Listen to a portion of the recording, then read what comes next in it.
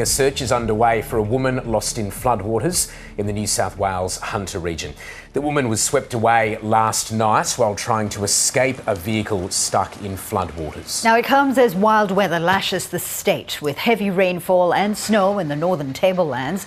The New England Northwest region has received its deepest snowfall in 20 years, leaving dozens of people on buses, hundreds of cars stranded. Okay, let's bring in our reporter Ben Clifford now. Ben, good morning. Firstly, what can you tell us about this report that a woman's been swept away in floodwaters?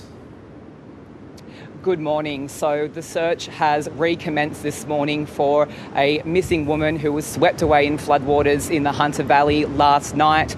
Police were called north of Cessnock at about 8 o'clock last night to reports that a car was stuck at Black Creek. The two passengers had exited the vehicle and unfortunately the passenger was washed away. The 27-year-old driver remained uninjured. At the time, emergency service crews immediately commenced a search around the region trying to find the missing woman. Unfortunately, last night they were unable to locate her and had to call off the search at about 10:50 last night.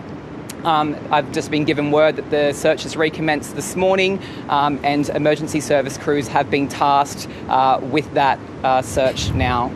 Just looking at the beach behind you there, the weather still doesn't look particularly good. It looks pretty windy as well, Ben. The SES has issued a number of warnings for the Hunter. What's the latest on that front?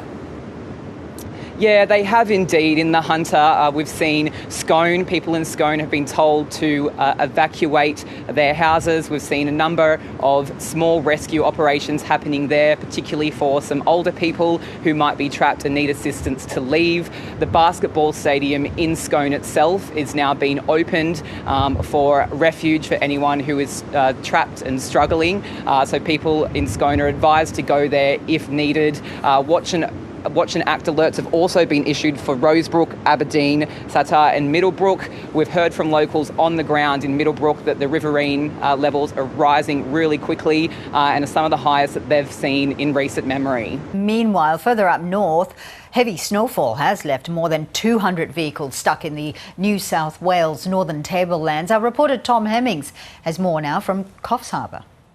We were up at Ebor yesterday where they got between 10 and 50 millimetres of snow, the largest in 20 years. And while the day began off as this winter wonderland, it quickly became apparent that this was going to cause traffic havoc. We saw a number of highway closures as well as Armidale Regional Airport's runway being closed due to snow there. It was pretty hard powder where we were.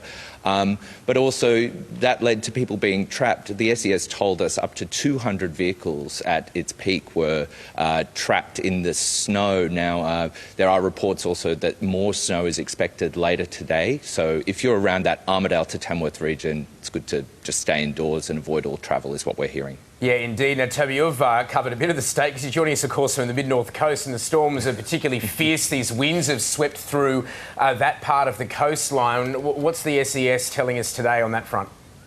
Yeah, look, so further on the mid-north coast, it's not snow that they've really been dealing with, but it's more damaging wind. So we've seen that wind gusts up to 90 to 100 kilometres per hour were being felt in parts of the mid-north coast. So, for example, down in Kempsey, Crescent Head, Southwest Rocks, we've also seen reports that roofs were torn off buildings. So that's some pretty dramatic weather all across the state, just coming in different forms from the sounds of things. So the SES have told us they've been able to get out to most of the jobs towards Nambucca and Maxville. But, for example, in Kempsey, live wires are really hampering their work. They've got about half their jobs they still need to do down there. What's also happened down there is that Kempsey High School, we've been told by the Department of Education, has lost a big portion of its roof. And so it's particularly worrying for any kids down there who might be going into their trial HSC exams tomorrow.